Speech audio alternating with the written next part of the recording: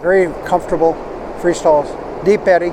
Typically should be at least 8 inches, which would be something like 20 millimeters depth of sand in the stall. 4 turns per hour, which would be basically 400 cows. And I'm guessing it's about 42-43% dry melt. Notice we ball it up very slowly. It'll very slowly open up. And you're buying quota? You got some? I did buy a little bit, maybe 25,000 pounds. That's it. So this is the atrium. It's really a beautiful area as far as that goes for receiving people in that aspect as well. And this would be one of their show boxes. They were showing when the kids had show boxes as well out there. And this would be his family right here. You can see the kids. I believe it's 5 children at this point, would be my guess. And they had some very good cows here. That's the pictures are. It's dark here. This is his office. Really nice office. You can see this is the milking parlor, and I believe it's a double 50. We can double check with George. We're milking 100 cows at a time, and they basically have. You can see five people working on this parlor here, attaching and detaching. You can see the clock at the far end over there, and that will after so many minutes, the cows will leave. If we look at this side, the cows, you can just see how clean the legs are. They're really clean, really clean. All the milk goes down because there's a basement underneath here, so all the milk transportation is below ground, so there's no above ground, so the milk is always going downhill, so it makes it very convenient for the stability of it. You can see they got automatic scrubbers here, so they scrub, then with the automatic scrubbers, very popular, and then they strip. You can see the guy strip them, then they wipe them, and then the gentleman comes back down here attaching the machines. Generally, they work the parlor in half, so they have a crew that works on this side of the parlor. This gentleman here is coming back up. We've got a dumper cow here, obviously. Yep, I think it's all day. I don't think the parlor is down very much. I'm not sure what the starting times are exactly, or ending times. For some reason, the clock on the left is not running, but the one on the right, you can see these cows now have been in for 7 minutes at this point. And I think when it gets to be about 14 or zeros out, they're supposed to be moving. At one time it was automated, but I don't think I didn't see that happen here as far as that goes. So each 10 minutes, 50 cows are milked? I think it was 13 minutes from the time they started walking in until they were supposed to be gone, which means that 13 minutes, that means 4 turns per hour, which would be basically 400 cows an hour. And most of these pens are set up at with 400 cows. They fit pretty uniformly at that. 1 minute and 45 seconds from the time they started this cow, prepping the cow until they put the machines on. So that's a really good lag time. Should be about 1:30, and they're about 1:45 from the time they stimulate the cow until the machine is actually put on the cow. It's extremely good milk let down. The bowls just get gushing with milk, and these cows are really got a lot of milk in their mammary system. It's interesting, the young man here will come back and adjust the machines once when he gets done to get them more centered. We can see some of the machines initially are pulled this direction, and now he'll push them more square as far as that goes. I'm not sure why. There's 2 people on this team here that do the first 25, and the other ones have 3 men down there working on it. Basically, this is where they chill the milk with water, get the initial drop in temperature here. And so there's cool water going through there, underground water ground, to take the temperature of the milk down before it goes into the truck. You can see these are all the ports for loading into the truck over there. We come down here.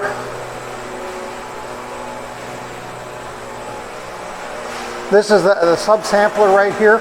So it will sample a small amount of milk from each of the strings of cows here, and that then is available to be checked for antibiotics, added water, residue, those kinds of problems. So it's all on-farm certified. So once it leaves, once it's certified here, then it can go right into one of the trucks here and be ready to hit the road, as we'd say, get ready to leave as far as that goes. This is a very unique thing. Other farms, what will happen is the person will come to the farm, take a sample from the milk co-op, then take it back to the lab, and the lab check it, and by the time the lab certifies it that the milk is ready to be moved. Here it goes right from basically from the teat end to the cow. So literally, you could be drinking milk that's less than 24 hours old from the time it leaves the cow's mammary system until you get your jug of milk in the store. So it's very fast and fresh as far as that goes. It's interesting. I didn't realize that they must have done some expansion because now they've got more ports. You can see there's another 2 tankers here, and there's another 4 tankers here. So it's potential to have 6 semi-tankers here to load the milk out. Needless to say, when you get a big storm here in Illinois, it's not a good situation because this milk has to move from that aspect. So this is a pretty unique deal right here as far as that goes, certified by the state. We may have George talk more about it as far as that goes. And you can see everything comes in mass. These are big totes. These are all teat dips and products like that. A lot of the pumps are over here that are running the milk equipment. You hear the whining of the pumps as far as that goes with it. So high tech. Big commercial washer and dryer sits over here. They wash all the towels after each milking in that large commercial unit as far as that goes. Well, this is the real heart of the feed center here at Stone Ridge Farm. You can see that we have all the commodity sheds here, and we'll count those up before we leave here, but you can see one is empty, but some of them you'll see have processed hay in them and products like that. You come over here, you can see we got different grain combinations over here. Some of this could be like a milk cow protein mix as far as that goes. Some of them will be just pure commodities like cottonseed or corn gluten feed or products like that. So if we look at over, they got 1, 2, 3, 4, 5, 6, 7, 8, 9, 10, 11, 12, 13, 14, 15, 16, 17. I count 19 different bays as far as that goes, which gives them real flexibility. Designed very nicely because it gives protection from the north and from the west, and that's the prevailing winds would come in here in central Illinois. Yes, we get winds from the south, but it's not very common, and usually they're warmer as far as that goes. Notice the height of the roof line here. It means that the semis can back in pretty close and dump their whole load as far as that goes. Some will come in by dump truck or by elevated dump truck. Some will have live floors, which means that it empties out to the back of the farm or back of the trailer as far as that goes. You can also see, if we look over here, all the big silage pits we have here. These were done, and that's the movies you have of making some of these pits here. And you can see we've got a big silage pit over here. It looks like we have a haylage pit over here at this point, and we can drive over and take a peek at those. Very high, and of course with the amount of feed they got to store, safety becomes a huge factor. At the height of these pits, these bunkers, to be sure that there is no avalanche or anybody would fall off the surface, rolling back the plastic and the tires as far as that goes with it. They continue to expand. You can see here today they are pouring concrete, so they continue to expand these surfaces. The beauty of this is all the feeds are right here for mixing, so it's not a very far transportation. Some farms will bring those silages up here to make them closer, but it's relatively close here with their payloaders. They get their silages in here pretty fast. Again, you can see, if you look over here to my direction over here, you can see that that's where the water or the whey, depending what kind of liquid they're going to put on the total mix ration. And notice it's got a nice angle with it, so that instead of dropping it all in one spot of the mixer, it spreads it out a little bit. And the last time I saw it, there was a triple screw mixer, which means it had 3 very large augers inside the box, so they can get tremendous mixing action and capacity to those mixers. You can see the forages have been somewhat pre-processed. If we walk over, take a look at this is some type of a hay product. And if we take a look at it, you can see that it has gone through some type of a grinding device.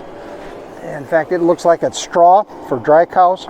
And a very nice job of straw, modestly short, very short particles. You see very few over an inch. And that's our goal, is to have most of the stuff less than an inch and a lot of it in the middle of the Penn State box. So and on a dairy farm, we would shake this out. We'd like to see 1/3, 1/3, 1/3 on each of the 3 boxes and nothing over 1 inch, which would be about 26, 27 millimeters in the top box to minimize sorting. So this is straw over here. We can identify here. So that I'm not sure if they use a tub grinder, but they really process that very, very nicely so that it's ready to mix, to go into the mixer. Here we have a hay product that has, don't think that one's been processed. It looks like it's still some type of a bale, because it looks like it has bale, but fairly high quality with it. A little stemmy on it. So if you grab it and you grab it like that, it's kind of sharp. From that aspect here, this has not been pre-processed. This looks like these are bales at this stage of the game. And we can look at the other forage one over here. And I don't think this has not been processed either. You can just see the different flakes. Looks like big squares out here at this point. Let's walk down here. We'll look at a couple other commodities that we might be able to identify over here. This looks like corn at this point. Looks like ground corn. This looks like could be soy hulls as a pellet. It's that or it's corn gluten. Hard to tell from a pellet if it's soy hulls or corn gluten. I'll bet it's gluten as far as that goes as well. This looks like another allocation of cornmeal. We'll take a peek at it and see what it looks like. Yep, you can take a look at it. And again, when you look at the cornmeal, you like to see it very fine, and it is. They really got this. I'm guessing this is about 500 micron size corn. And a very nice job. And that just came in today. You can see they had the truck just dropped it here. There's another bay of it that's got older corn. That's very common because now we can make sure we use the older feed, for lack of a better word, rather than let it increase in age. Looks like we have another corn. Looks like another bin of corn. And this is the one they're feeding out of right now. You can see the tracks where they're moving it. Not sure what this is. We'll take a look at it. Looks like it's a composite feed of something, meaning it has a mixture of various feeds, and it looks like it could be for dry cows. It looks like I got straw in here. I got corn. I got some concentrates in here. So this is fairly common in big farms. We call a blend mix. So they'll put maybe 3 or 4 ingredients together, and so you'll put in 4 or 5 kilos of this rather than 1 kilogram of one feed and 2 kilograms of another feed. That makes 4 different mixes. This is all done here. That's normally done usually when the mixture is available, typically in the afternoon when they're not making feed for the cows. That'd be a composite mix. I'm guessing it's for dry cows. And as we walk along here, we've got that looks like it's a mineral mix, some sort, fairly dark. Don't believe it's molasses. And again, a fairly empty commodity mix, another mineral mix here, because they got dry cows, milk cows. I believe they feed a 1 group TMR to all the lactating cows, because the cows averaging almost 46, 47 kilos or liters of milk. So basically they need to get all the groceries they can to the cows from that aspect. Okay, now what we have here is really one of the largest bunkers you'll probably find in the United States. It's very, very high. You can see that this is corn silage, so they will take off the face. This is the face, and you like to take off perhaps at least 6 or 8 inches a day. My guess is they're taking over a foot off of the face of this bunker here. You'll notice all the striations. That's because they're using a power rake, so it rakes down, and it works very, very well to bring down and keep a very tight surface as far as that goes. If you look at very high at the top of it, you'll see a fork up there, and that is primarily if there's any type of damage due to a hole in the plastic or something like that, they will throw that spot away because there'll be molds from that aspect as well. I don't know if they'll be mixing any more feed. Ideally, there should be no feed on the face of the bunker here because that'll get warm, and in 24 hours that feed will start warming up. So I don't know if they're going to do any more mixing or not, but it looks like they knocked down a little bit more than what they needed out here in the program. They do a very nice job. They'll knock that feed down, and then the bucket will come in and tip it upside down or mix it. So because we know the silage at the top will be slightly different than the silage down below, and so they'll go in and mix that up and get a more uniform corn silage. Corn silage is a major part of this ration here. I think it makes up probably 40 or 50% of the dry matter is corn silage. So it's a really heavy corn silage based diet, all produced right here locally on land as far as that goes. You'll notice that these are all, you can see all these bunkers here. These are all corn silage. George tends to want to have a year's inventory, and that again becomes experience. So 5 or 6 years ago we had a big serious drought here, and this big farm was down to within days of running out of silage, and he said that'll never happen again. Bankers get very nervous about that because obviously I've got this feed sitting here for 8, 9, 10 months not earning any money, but the answer is you don't want to run out of feed at the level of production type of cows and that we have at this stage of the game. So he keeps a big inventory, especially on the corn silage.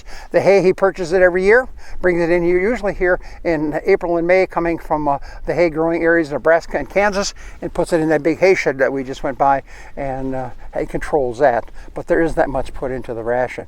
Usually the cover crop is made into a lower quality forage for dry cows. So it's we jokingly call that poor man's straw or rich man's straw, whichever way you want to use it. And it's going to be better than straw because it's being harvested in the dough stage, which means that you still have some grain and other high quality nutrients in it, but it certainly is not the quality of corn silage. Another neat thing, if you look at the bunkers here, you'll see all this limestone on the edge. I mean, he just seals it. He just really seals it down. And in fact, usually the first couple of days after they've been silent, they'll put a fan underneath the plastic to suck the air out, any air that's coming out, so it doesn't billow up. And then they'll put this limestone on the edge to really hold it down.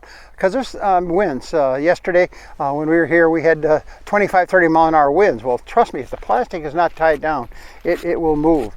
And again, you can see if we look at these bunkers here, these tires are tied together. So again, the tires are hooked together. The good news is, you look here on this surface here, there is no damage at all. And I look around here, and I guess I look at all the different bunkers and I do not see any damage. Usually that damage is caused by birds, or it's caused by an animal that gets loose and decides to go across the bunker. I'm not thinking many animals would climb up that big pile, as we would call it at this point. Fairly steep pile, so certainly it takes skills. I believe they had 5 or 6 tractors packing this bunker this year, and they had 2 big cloth choppers out in the field with 5 semis or so bringing it in. So I think it took 5 or 6 days to chop these huge piles of corn silage and pile it in. It's all done by a crew out of Wisconsin, and it's custom. They do put an inoculant on it, so it's done right. It is done right. The unique thing, of course, is the limestone on the bottom, and then tying all the tires together, both vertically and horizontally.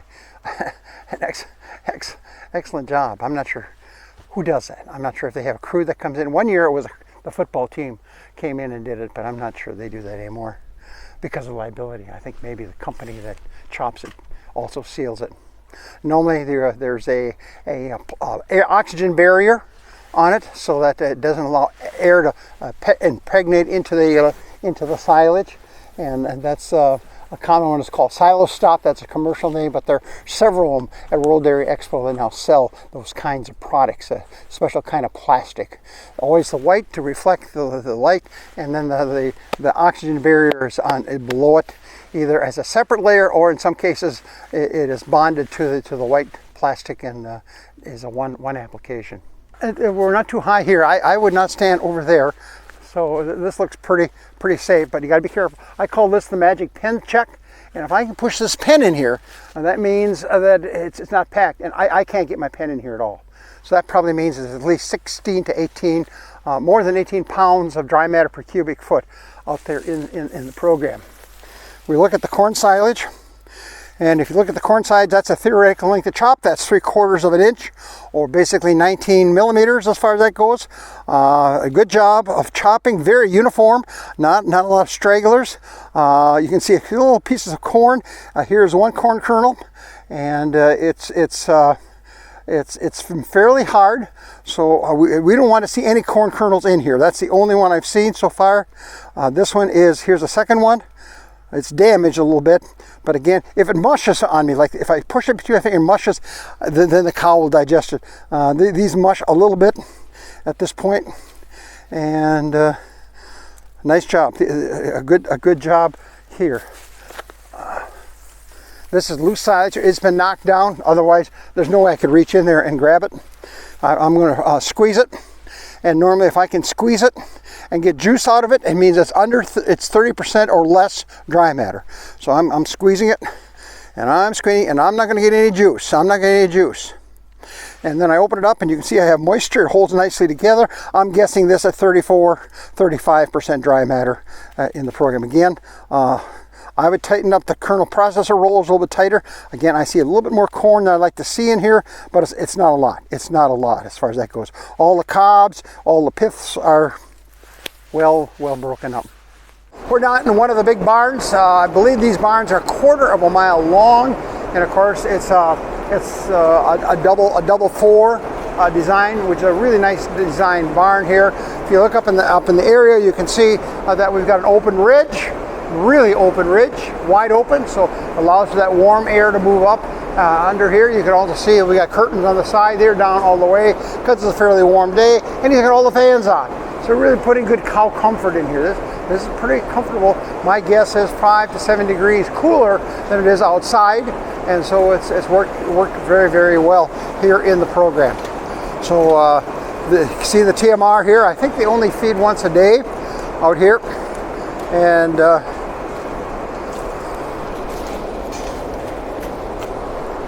it's a really nice TMR. You can see if we do the Penn State box, you can see we have particles there that are going to be in the top screen, but a lot of middle-sized particles in it. Got a very nice smell to it. Again, we'll do the old ball technique. So we'll ball it up. And I'm guessing it's about 42-43% dry matter. Notice we ball it up very slowly. It'll very slowly open up. That gets you into the low 40s. So I'm guessing it's sitting around the 42-43% dry matter. George may know that number as well. But nice TMR, as we can see. We look at the bunks down here. You can see there's some bare spots. So these cows do a little bit of sorting. They do push it around a little bit, but that's why they come up and push it up a little bit as well from time to time. So there's sprinklers. Usually those are put on with a certain time temperature, so it's cool, and it wouldn't be on now, but you're right, they got the sprinklers. Sprinklers are mounted right here, and there's the nozzle, and so they're wetting the cows from the withers back is where they'll wet the cows down, and they will wet them down. I think they flush 4 times a day.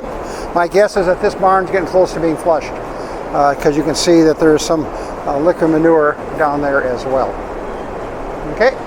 What's important here is to push the food and each 3 hours, 4 hours, or not? Yeah, we'll have to ask him. It used to be people were pushing every hour on the hour, and that's not needed. Typically every 2 or 3 hours. The really important time is about an hour or 2 after the cow comes back from milking, because they will be eating. They'll be eating the food. So typically within 2 hours after milking, they should be pushed up, and then 2 hours before milking too.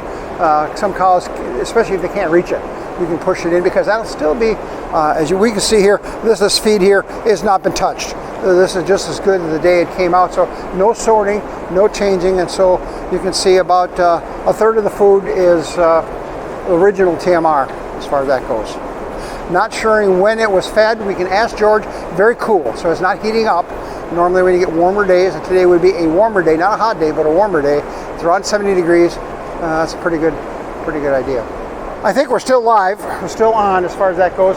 Here you can see the sand lanes down here, and so they will let the liquid manure, and now it's diverted to the right. And so as the velocity drops down and it's pumped, underneath here you can see where all the piping is. That's where the manure is traveling.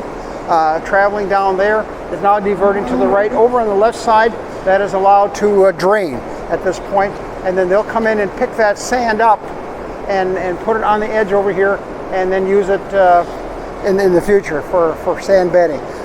Everything is sand bedded, which means that it doesn't grow any bacteria, reduces any risk, reduces the risk of mastitis in the herd as far as that goes. So that's the sand lane that works out here for George's. Then the liquid, once we get it drained out, it goes back into a big lagoon, and that's then pumped out either as irrigation on the land real close, or hauled by trucks and then a little further away, because obviously we have lots of nutrients here with 3,000 cows. Thumb rule is roughly about 1.5 acres per cow to get rid of the manure. So if you've got 3,500 cows, you need about 5,000 acres of land to effectively utilize the nutrients that are found in the manure. So most of that is under contract. George would have, and a contract meeting, we'll bring the manure out there for a fee, and then we'll buy the crops on back. So it's a kind of a win-win. People discovered for corn, if you use manure, you'll end up getting 15 or 20 bushels more per acre than if you're using commercial fertilizers, because of the trace minerals and organic matter that comes with it out there in the program. This is the route to the milking parlor. So cows, when they got to be milked, this is the way that they go up to be milked, and then they come back on the other side. So that's how they get the cows up to the milking parlor. And the milking parlor is just basically one barn, I think it's maybe 2 barns over, right in the middle. It's right in the middle where all the milk trucks were pumping the milk at this point. Good news is, you look around, lots of cows chewing their cud, and very comfortable in the barn, very comfortable. Nice breeze with the fans. We had the Chicago Tribune wanted a song about how bad the cows are being treated in these big farms, and we talked about George's farm, and we say it's like a day in the beach with a shade and water and that. And after about 10 minutes talking, he said, well, that's enough information. I never saw it printed. I never saw it. He wanted he was coming at it at a different angle in terms of animal care, but really a nice environment. And the cows, when they produce 47 liters of milk, they're very happy, healthy cows. Very happy, healthy cows.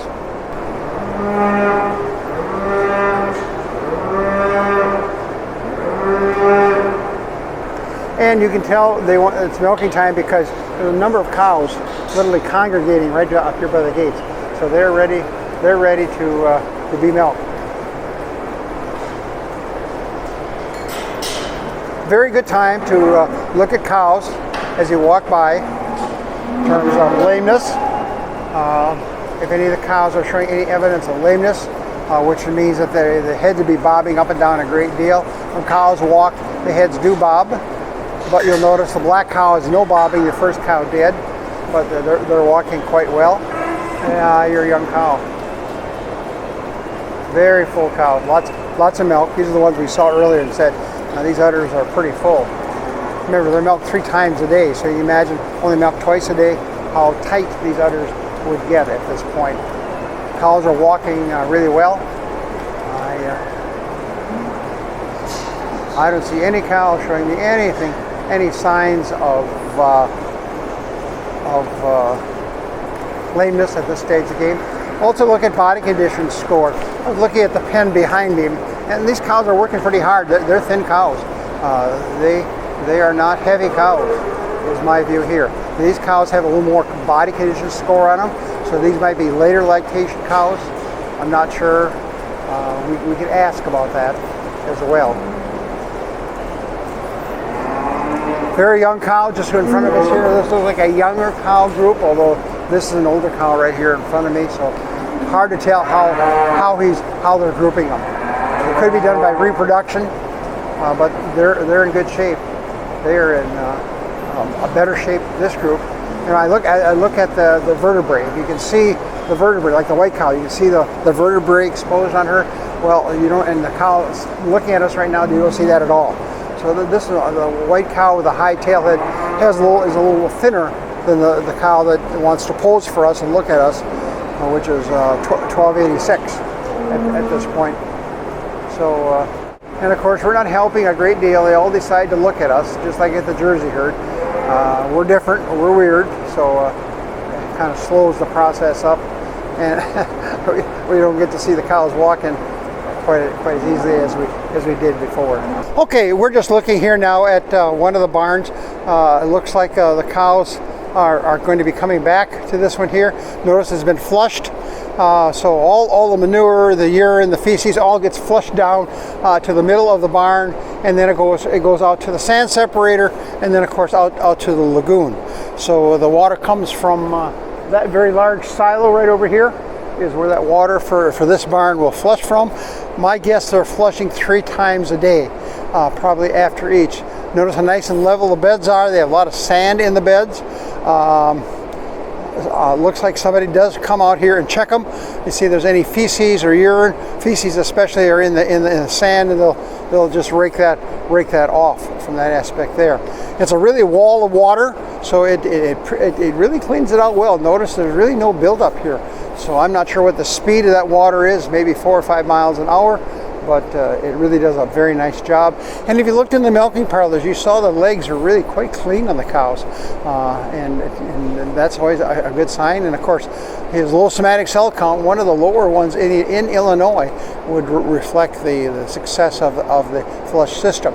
The water is recycled, which means that they will take water that's been out here in the lagoon and pump it back into these silos and reflush it. So when they flush it, you know immediately it's recycled water, because it's fairly strong odor that's associated with it. But if you smell, there's really no odor on the farm, and very few flies. Those are probably the reasons why we just don't see many flies. There's a few flies, but nothing like you'd see on some farms with the cattle like this.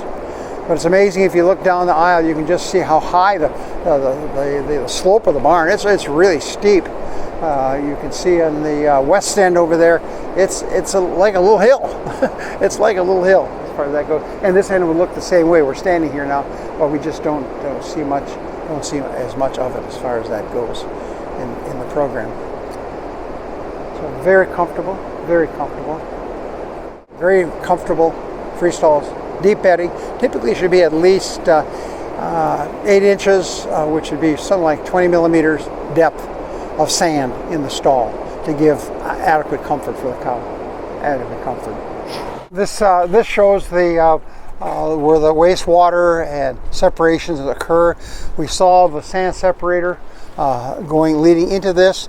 There's 2 lagoons here, and it looks like this is the cleaner one on the right side. I'm not sure what goes in that lagoon versus this lagoon here. If I look at the lagoons, it looks like they're about half pumped out. So my guess is because of the corn harvest, they took a lot of the water off here and put it on the land prior to putting down a cover crop or whatever they're going to do. But you can see fairly high walls there, and of course that's when you get to the top 20 or 30 centimeters. That's the big part of the lagoon. So there's lots of capacity out here on the farm. We see equipment here. I'm not sure why that's here. If they're doing anything with cleaning out the lagoon, I don't know. If George is coming here, we could ask. It is interesting. We see a pile of manure solids over here, and I suspect that's coming out of the bottom of the lagoon as far as that goes.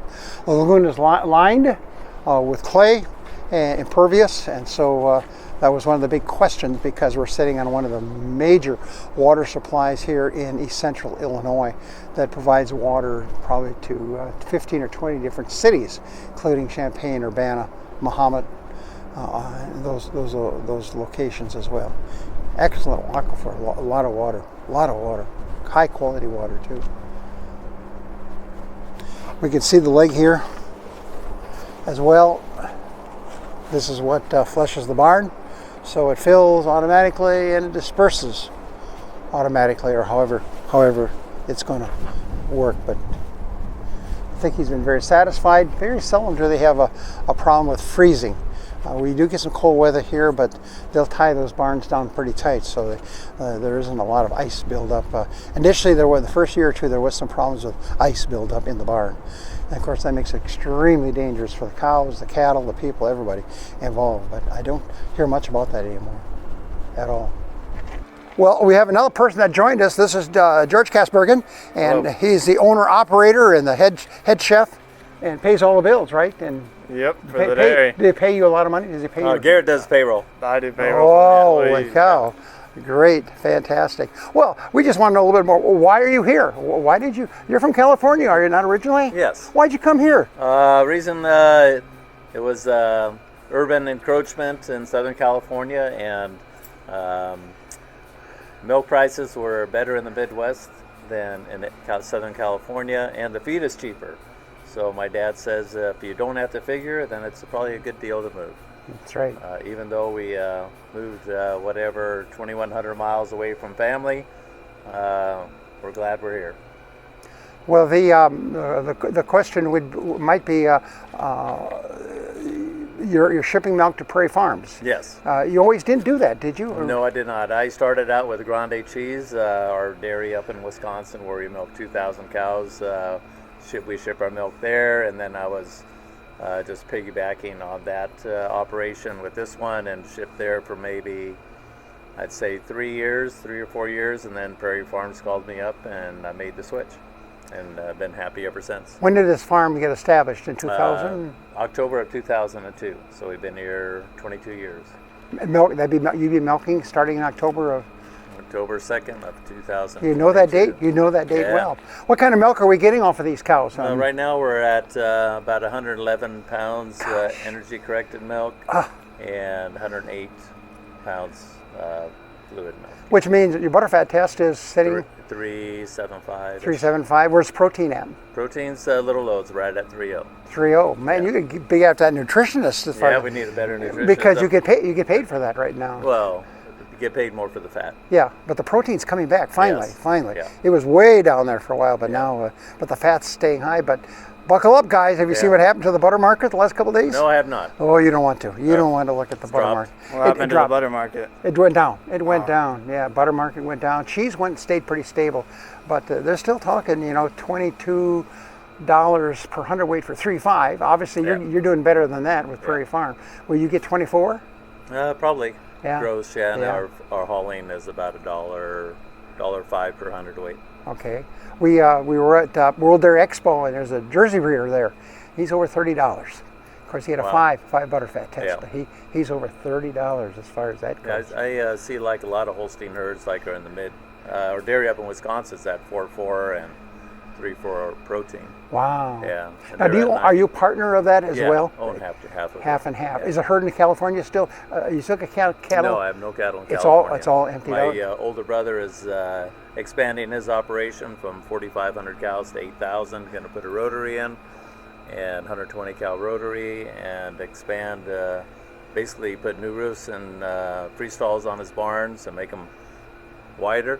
A 6-row barn versus a 4, and they would just do all the palpation and all the bed work inside. Is that going to be So, California? That be in California? That my older brother, yeah. Okay. In Wow. case, yeah. Okay. Fantastic. Fantastic.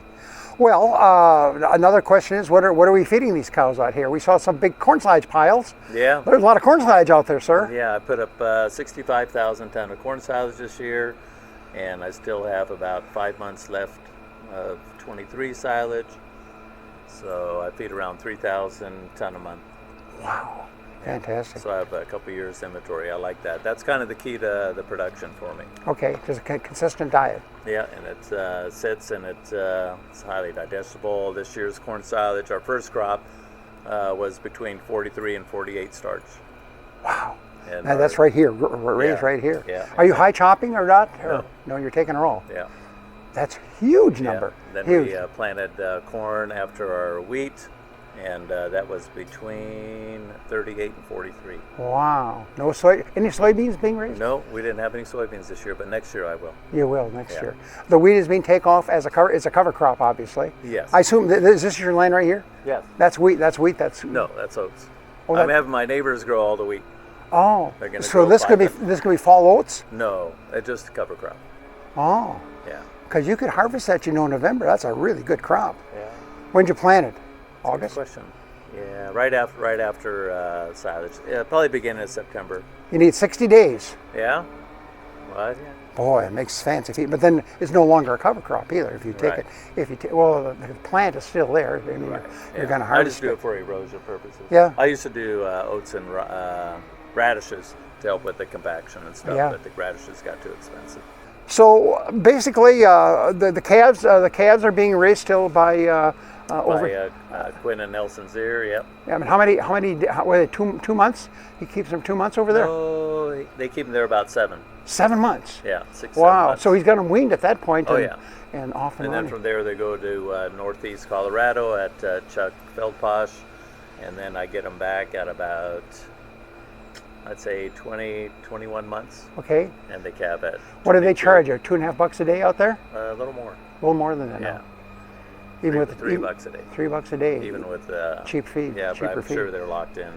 Yeah. You know, Yeah. Wow. so it's not cheap. You get to pay that bill, don't you? Yeah. Yeah. Yeah. It's not But it cheap. works well. I assume it works well. You're not going to bring them back. No, Heifers. no, they come back at about 21 months of age, weighing a little over 1,400 pounds. Wow. And They they have really 60 grow- days. They grow them well for you. You're satisfied with the body condition Yes. and growth rate. Yeah. Well, they put 1.5 pound, 1.7 pounds on Yeah. those heifers. It's all your genetics, I assume. Yep. Speaking of genetics, how do you catch these cows in heat here? Uh, We saw 4 of them in heat. If you want the oh, numbers, you didn't breed them for me? I'll get back to you on that. Okay. Will you enroll in my class? No. Then I'm not going to breed your. cost too Then I'm not much. going to breed your cow. So All right. Yeah. that's just trade off. Just trade off. Yeah. So we do off sync where we synchronize, and our breeding days are basically Thursday, and we breed, and then we do our own preg checking. We do that on Fridays, and we dry cows on Tuesdays. Hoof trimmer also comes every week on Tuesday. My nutritionist comes every Wednesday, and so that's been Wow. like that forever. And you're with Dave Doyle, I assume he's your Yes. nutritionist. Yeah. Is he still with Big Gain or who's he? No, he's with Standard Nutrition. Oh, okay, Standard. Yeah, And good, then I good give him a company. majority of the feed or the mix or milk cow mineral, and I get a pro mix from Eastland Feeds. Okay, comes from Eastland. Gotcha. Very good. So it's a heavy corn silage based diet, I Yeah. assume. We saw some straw out there. Is that for dry cows or some straw? No, we feed some straw to the cows also Okay. because the digestibility on the silage is So high. pretty fast. Are you BMRing the corn silage or No. No. Are you using a high starch corn silage though? Or are you? Well, I plant what the farmers plant, just for corn, whatever the yields them Oh, the most corn. so you don't have a say into the if Yeah. it's Pioneer or if Well, it's, or, just for my own land, not to my neighbors. Yeah. Yeah. So how much land do you run here? 2,000. 2,000, and then you're running what? Another 2,000 rental? No. 2,000, and then I get 328. Yeah, 2,300 acres total. Total. And there's enough. That's enough land for all this manure. Yep. From all these well, cows. I do put manure on. My neighbor just started last year. They have. I'll put it on about 1,600 or 1,800 acres of their land. Oh, okay. Yeah. Okay. Now, do you give that away or do? No. Good man. Yeah. So last year I put 20,000 gallons an acre, and I charged them $150 an acre for that. And that's based on the nutrients that you're putting on. Yes. And so basically it cost me around $300 an acre to put it on. I'm only getting half back. Oh. At least I get something. Yeah. Okay. So that's all coming out of. Now it looks like the lagoon is about half empty. Is that right? Yeah, we have another 50 million. We pumped out 50 million on my land, and we're going to pump out another 50 million on the neighbors. And that's all truck driven. No, it's all drag hose. Oh, drag hose. Drag hose and injected. So where's the $300 coming from for? It's 0.014 cent per gallon. Per gallon for the drag line for Yeah. the company that drags her in. Yeah. How do you get it over there? Underneath the road or? We'll go onto the road. Through and culverts or there's something? 2 or 3 mile long hoses and Wow. booster pumps. Holy smokers! Yeah. Yikers! As far as that goes, is the breeding done by a bull stud or your personnel? Who does the injections of the hormones and who does the breeding? All my guys, I have 4 guys, and they all know how to breed, and they do the injections, and one guy does all the preg checking. So We just do it all in-house. Wow, phenomenal. What kind of a preg rate? Do you know what kind of preg rate you got in the herd? Right now, I think we're running around 32. Fantastic. Congratulations. That's excellent. The weather actually this year was a lot cooler in July and August, and especially July, than normal. So we got a lot of cows pregnant in July versus almost nothing in July when it was so hot. Doing any embryo implanting under heat stress or No. embryos? No embryos. No. Thinking that some people are thinking about it. Probably in Florida, where it's really hot. It appears Yeah. they get a little better conception rate by having the embryo rather than the semen going Right. in. Or is that And when it gets super hot, then we'll just we'll use Angus and sex semen, and then if it's really really hot, then we just do conventional 100%. okay? So at least How much sex semen are you? How much sex semen are you using? What percent would you guess? I'd say 50-50. 50-50. Yeah. And what about beef on dairy? That's the other 50%. Yeah. The other 50 is beef on So- dairy, and all the heifers, probably 99% is all sexed. Yep. 3 times. Yeah, you'll breed them 3 times, and Yeah. then you'll move to the Angus after Yeah, that. Angus after that, and after the 4th service, then they're gone. Boy, hard nose. Hard-nosed, yeah. Hard-nosed guy here, Yeah. I'll tell you. Even if they're a good cow. Yeah, that's it. Those good cows that after the 4th breeding, do they go some other place to another No, farm? No. No, they go to slaughter and they get $2.50 a pound. So, On the rail. yeah. Where does that go up to Wisconsin? No, Green Bay? that's being sold in Colorado. Oh, Those heifers.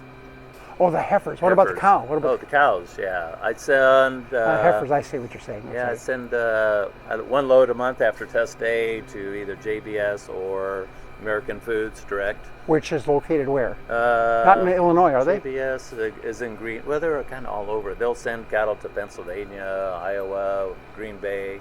American Foods is building a plant right outside of St. Louis right now. Okay. So I think we had 257 on the rail this last month. What will that net out for you for a It good was cow? like $2,100 a cow. Wow, is that right? Yeah. Phenomenal. But it Phenomenal. costs you about $2,700 to raise a heifer. Yeah.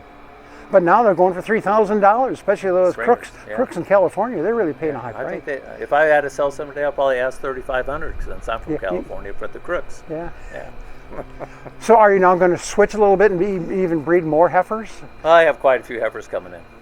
Because that's the talk now. People are saying, but you're 2 years away. You had to make that decision a year ago. Yeah. We're within 3 months we'll be kind of ready to sell some. What are you doing with the crossbreds? Are you raising them, controlling them, owning them? Dairy on beef? No, just selling them. Some of them at what? A day old. Day olds. Yeah. Day olds. So day olds, I Does sell it go to for- Zares or somebody Yeah, else picks them I up? sell them to Zares for $800 per head for the Angus. And it's his. They're his. Yes, So if they die, they're his. they're his. Yeah, and then $400 for the Holstein bulls. Okay. So that's no big, small, or anything else. It's just the average. Yep. 'Cause before he would price them on weight, and then say it would be 1,000, 600. So we just averaged them out at 800. So what is Zares typically charging? About $3.50, $4 a day on feed? yeah, over 3 1/4. $3.25. Yeah. That's a good deal. Yeah, but they get all my waste milk for free. Okay. Yeah. Is there much waste milk here? I probably have 60, 70 cows going in there. What's the somatic cell count on the herd? 88, 9,000. Isn't that amazing? We were marveling at the cleanliness of the legs of the cow. I mean, Okay. that's what you can really see when you're watching the parlor. Yeah, Are you still milking every 14 minutes, trying to turn that parlor every 13. Yeah. every 13? Yeah. Can they make that? Oh yeah. Where's this going to go? I mean, you're on a quota, I assume, at this point. Is that Yes. is that a problem for you? It's good. It's good. I'm at 355,000 a day right now. We're shipping 359,000, so we're a little over. And if you're a little over at the end of the month, there's a small adjustment made, or Yeah, it's if you're over 100,000 pounds over, they'll charge you $12 a hundredweight. $12. They charge you $12. Yikes! I had some years, I don't know, maybe it was a couple years ago, that I think it cost me like at least $500,000 in overcharges. Wow. But they were at 15 at that time. Yeah. The milk was probably 16 or something. But see, this is, 12 is not bad. No. If you average it out over the whole thing, it maybe comes to Yeah. about 25 to 40 cents a hundredweight, Okay. Okay. which is not bad when you're at 23. Yeah. Yeah. somebody was saying that these bull calves, Holstein bull, adds about $2 or $3 per hundredweight to the profit line. Yeah, It's a big number. Yeah. I heard you sell some to the university too. Yes, I do. And $800 I heard you were Yes. charging them. Yeah. Where's that loyalty, fella? Where's that loyalty? Yeah, but I buy them back. I heard that. Well, then Sean buys them back for me, and then he raises them. But then do you pay the university for the gain? No. Well, yeah, I mean, they, a deal is a deal. I asked them. They probably got paid by the pharmaceutical company or something. Oh, we would never do that. No, We would never do that. We would never do that at the University of Illinois if you become a student, just so you know that. I don't even use the Okay, what did you do right when you moved here? You said, boy, this is the best thing we ever did when we got here, and boy, this is a bonehead. We should have never done that, whatever that is. Oh, on the facility? Yeah, anything on the facility. There's a few little mistakes here and there. Overall, everything works really, really well, except for my exception barn. The flume or the flush lane over there is kind of small and narrow, so that's my only drawback that I wish I did different. Okay. What did you do right besides moving here? Was this the right move? Yes, definitely. Yeah, we've done really well, and Prairie Farms is a great co-op to ship to. They pay, this last year at least, they paid really, really good patronage. I heard over $2. $227. I think it was. $227. And, That's amazing. That's about 10%. That's a 10% bonus or more. Yeah. Yikes. So they paid they will pay 60%. And, they did pay 60% in cash and then 40% in 7 years. Yeah. So that was really good. I kept asking him how I get some of that 7% interest-free money, but I never seemed to get a call back. Yeah, but it used to be 2% or 3%, right? Yeah. And now it's probably 7%. Yeah. But I mean, to have it for 7 years with no interest. Right. Yeah. That's you can make money on that, can't you? Yeah. On that as well. Yeah. Fantastic. And you're buying quota? You got some? I did buy a little bit, maybe 25,000 pounds. That's it. But then my thinking is that with milk production and number of dairymen Prairie Farms has and demand, that eventually they have to give us more base. More base. And they did. They gave us 3% last year. Which is pretty significant, actually, in that respect. I heard that from some of the producers as well. But you got to buy the base in this region here. That's your problem. Right. You don't have a lot of. Well, the region used to be a lot smaller, and now it's a lot bigger. They only have 3 regions now. Oh, is that right? They used to have like 7 or 8, I think. Yeah, they only have 3 now. 3 now. What? Yeah, North, so Central, it's South? from here all the way to whatever Tennessee in the south half of Illinois, and then you got the northern half is another zone. I think Wisconsin and Indiana. That's another one. So there's 3. Yeah. I Zone see you. 1, 2, and 3, I see you guys bought a new plant again. Can't remember what state it's in. Yeah, I read that too. I can't think of it. And when you get old, that gets to be a problem. I just read it. I just read it too. I think it was in Ohio. Yeah, maybe? I think you're right. Yeah, it was in Ohio. They bought a plant there. Yeah. And everything was going to stay the same, and so that's all good. And I believe there might be building another plant in southern Illinois. I think I'll go UHT. Yes. Yeah. They were saying, I talked to a colleague of mine in Kansas, and 2/3 of the milk in schools is UHT milk. Yeah. So the kids just adjust to it. Right. And he said you can put chocolate, it helps, but you can't. It still tastes a little different. Yeah. Have you drunk it? No. I've consumed it. Okay. It has a different taste. Yeah. It's basically UHT milk. Boy, that solves a lot of problems. Yeah. With UHT milk, that would really be. That's where it's going to go. That's where it's going to go. The whole world is UHT except for us and. And then they compete with Fairlife too. They compete with that too if they want to. Yeah. They ship that coast to coast. But will that co-op? Why doesn't our co-op make a product like Fairlife?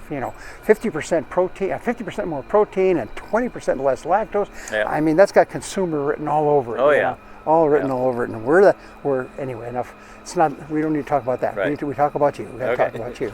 Well, you're not going to add much more base here. Nope. You're not going to. Are you going to expand to another state like all these other big guys do? I had to fill out the piggy bank, But yeah. Well, that'll happen. You only need a couple more months. And Well, I think with the per diem that I'm going to get, I should be able to afford it now. That's right. Maybe try to get into that Appalachian order a little bit into that area. But yeah, if you want to ship to Prairie Farms, of course, then you have to take your base with you. Did you did you ever hear from the U of I? What do they do with? They're only milking 80 cows. They used to milk 225. What did they do with their base? Yeah, I don't know. Well, can they sell part of it? I don't think know. they can sell part of it. Can I they? don't know. That's a good question. See, I'm just way too Dutch, way too much Dutch. I mean, we would squeeze every penny twice, try to get that double it as far as that goes as well. Yeah. Well, I'm just trying to think. We got what's going to happen is they'll superimpose your answer when we're in the various parts. Okay. Various parts. So, Okay. So we were in the parlor. Yeah. Tell me a little bit about the collection of samples of milk. It's collected here at the farm. Yes. Tell me how it's done. You're certified by the state, is that right? Yep. So what does it do? So we have a drip sampler in the loadout room that drips or mirrors basically what goes in one tanker. Then we just shake the sample up a few times and then put it in a bar-coded sample bottle, and that's what they take with the truck. Oh, they take it with the truck. Yeah. So it goes with the truck. Goes with the truck, and then It's evaluated wherever the truck stops. Right. Wherever Yes. it plant. Yeah. That's And then like the tankers we have now, actually, we used to only have 6,400 gallon tankers. Now we have 7,800 gallon tankers. So we cut off at least two semi-loads a day Wow. that are being combined into 5 So how many do you have leaving here? 4 or 5 tankers a day? 5 5 to 6.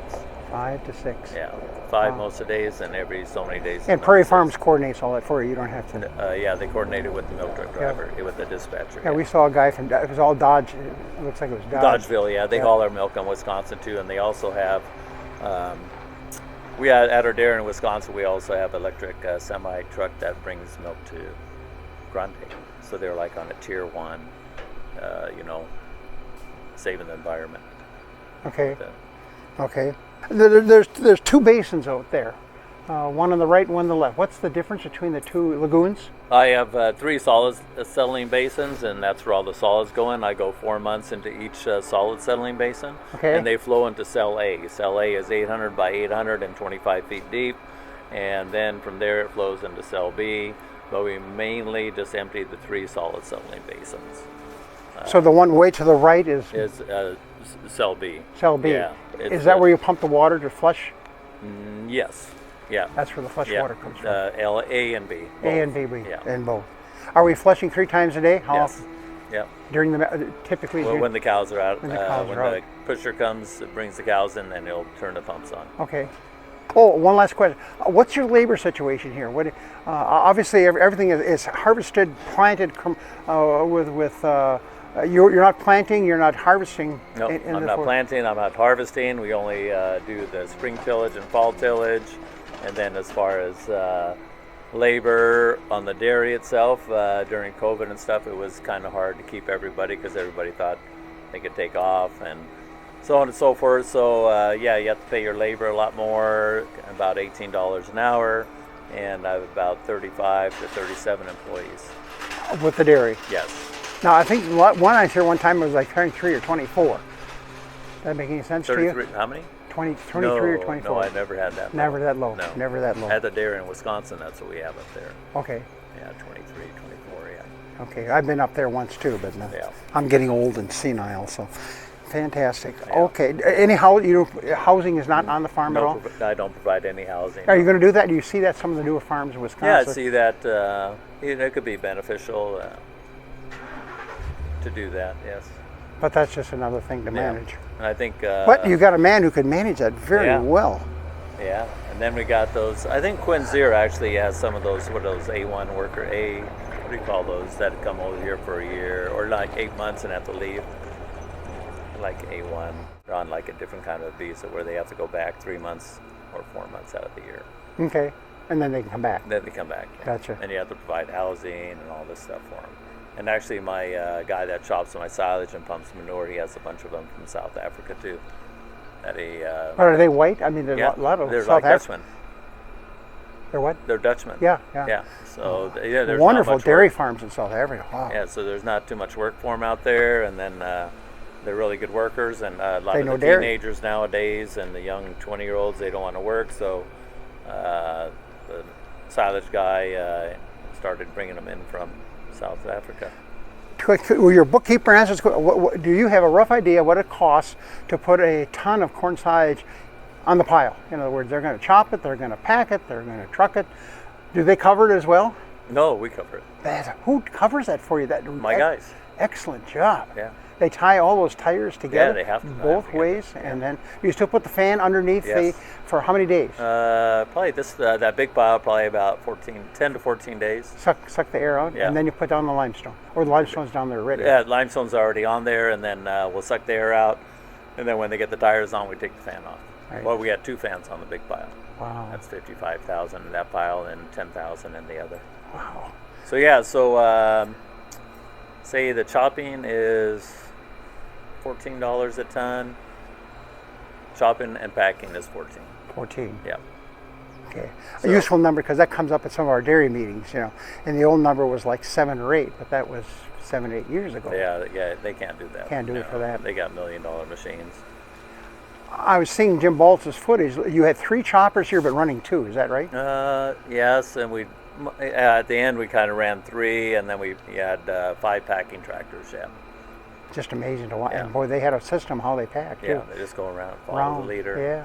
So it costs say $14. The tarp was, I'd say, about 15. It's actually, we do put the silo stop on it, and we have that 12 mil silage tarp. But they also put like a silo stop on it too. But we just put on the silo stop for security because it's a big pile, right?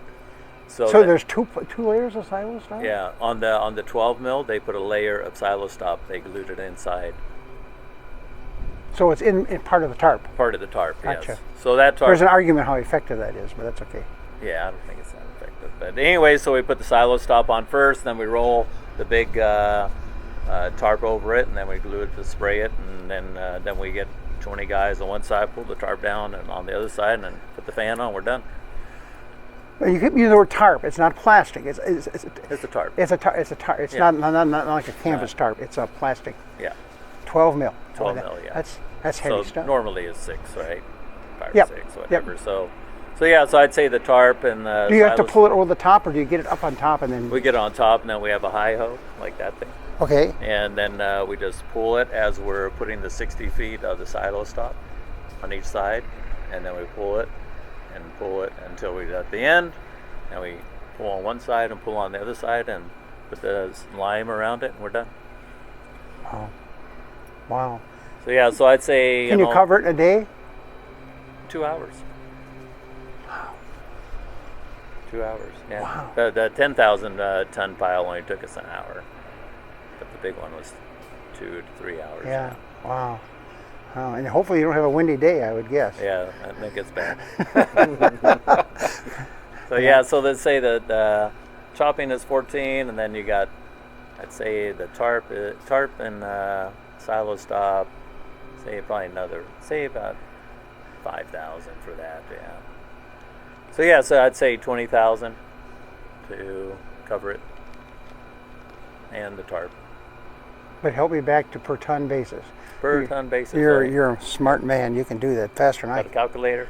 So yeah, so my all-in price with 5% shrink, because I only since I have a drive-over pile, I'm doing 5%. Normally I would do 10% shrink. Yeah. So my all-in cost is 40, and that's including, I think it was December corn futures. I think the first full week of September was around a little over $4. Yep. About $4. So the moisture was 64.5. So $48 dollars per ton fed, including the shrink. $48 a ton fed, including the shrink. Yeah. Good number. Wow. Useful. Yeah. You've got the data to back it up. I mean, that's. Yeah. So I'm not over sure there that at that- I'm not sure that'll be the tape, but it will. Yeah, so that right now on the side, just silage alone, I have $4.8 million sitting there. And I bet your bank goes nuts because you get all that value sitting Yeah. there. Yeah. But I can remember the year you almost ran out of feed. Yeah. I can So I said, remember. I better pour more concrete and put up some more acres. And this year we averaged, I'd say on the first crop, 29 and a half, or say 30 ton. And the second crop was 27. When you say crop, Corn silage. you have 2 crops? Yeah. One I planted right after the wheat. After we put up the wheat, let's I put corn behind it. Okay, So that was our second crop. okay. So that was 27 ton an acre. And corn that was planted in April, that was 30 ton an acre. Amazing. Just Yeah. think of the dry matter. Oh, that's Yeah. nearly 10 tons per acre as far as that goes. Yeah. Phenomenal. Welcome, students and potential students. We would encourage you to consider enrolling into our Santa Fe Dairy Nutrition and Feeding class.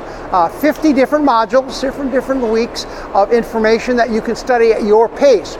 At the end of each of those modules is a quiz, and if you complete 70% of those quizzes and with a passing grade, then you get a certificate of completion. So not only is there the class that has all these modules in it, all the way from forages to reproduction, on-farm management, locomotion, that we also have a whole section on NASEM.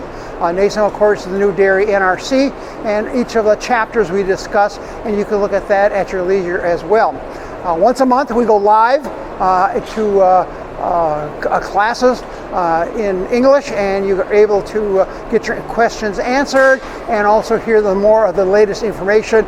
Each month we pick a topic. Some topics will be such things as byproduct feeds, another one will be feed additives, for example, and right now there's 3 or 4 brand new feed additives that are available for dairy producers here in the United States and in Canada. So certainly we'd welcome you there. We also have an international community. That's a kind of a fun one. If you have a question, you can send it in. And anybody who speaks that language, if it's an international community, it's English, and people that are enrolled in that, they will answer some of those answers. I will also go on every Sunday and verify if there's some questions that haven't been answered. I will answer them at that point. So it's kind of a complete smorgasbord of different opportunities, the class, the weekly and the monthly meeting. And then we also do what we call a research report. That means every week we highlight new information from a webinar that I attended. These are 4 to 5 or 6 minutes in length, or a new article from the Journal of Dairy Science. And so we try to keep you up to date on some of the latest research results. So hopefully you will find some excitement in joining us, and we'd love to have you as students. Thanks, and have a great day.